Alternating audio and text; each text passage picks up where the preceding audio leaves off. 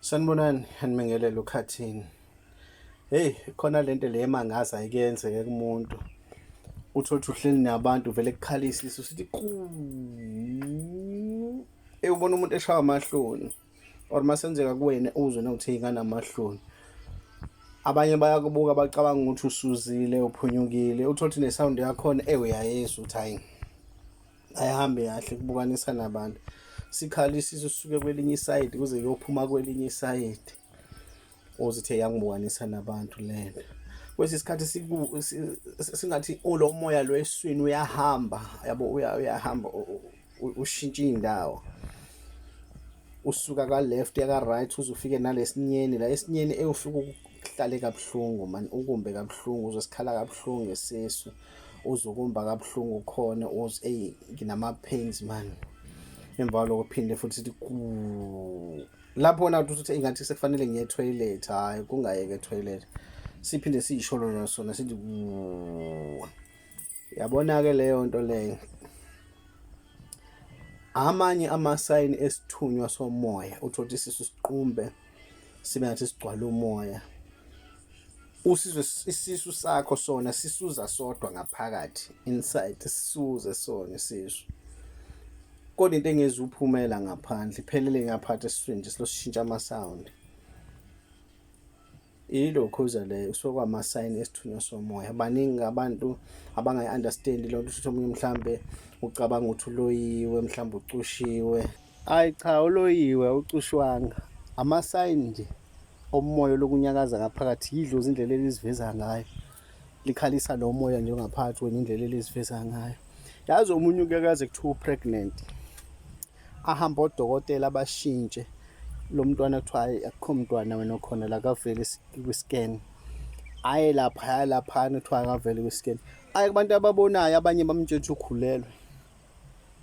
naye mabembuka abanye abantu bathi hayi ukhulelwe kanti lutho akakhulelwe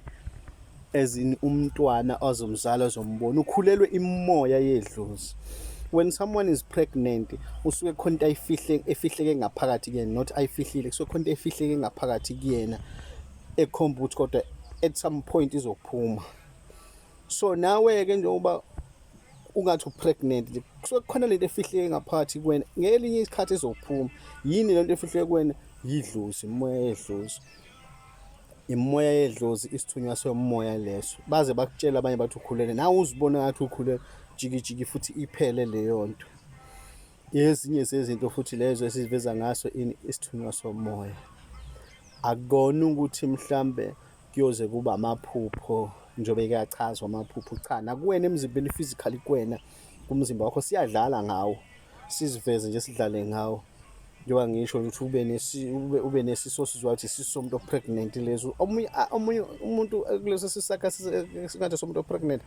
omunye aza kutshela uthini ngiyamuzwa umntwana yakhahlela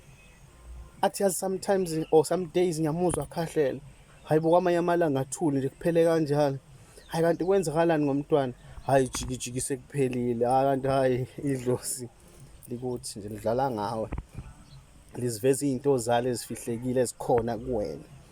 yabo njoba ngishilo ukuthi umuntu uma pregnant sekhonto engaphakathi kuyena efihlekile esuyisazophumela obala kuye kuhambe kuvele ukuthi hayi cha bekufihleke imimoya yedlozi kuwena imimoya yesithunywa somoya. Yini lelo dlozi isithunywa somoya naleyo sound ekhalayo eswini sakhe lokisuza yenza yonke into ikwenzela amahloni uze usabe nokuba phambi kwabantu nokuba phakathi kwabantu because iyabukisa kwesikhathi esiningi iyathanda ukuthi yenze ngasikhathi uphakathi kwabantu ngoba yini iyinto ekuwena engaphakathi efihlekile kodwa efuna ukuthi ihambe iziveze ihambe ivele lapho sekufanele kwenze njani kubonane nomuntu okwaziyo ukwelapha isithunywa somoya ngoba ayizuphela izolokwa nje ngeke kuphela lento olangizwa ngathi yasuza uthola izoluza la esinyeni sakho izokuhlaba kabuhlungu ikumbe uzwe lo moya ngathi manje ufuna ukuphuma kabuhlungu esinyeni engathi ungaya etoilet uthi uthatha salalele leyo nto iphinde yabo iphele kanjalo Yini? Ngoba nje umoya lokujikeleza la ngaphakathi kuwena, umoya okhona kuwena, isithunywa somoya.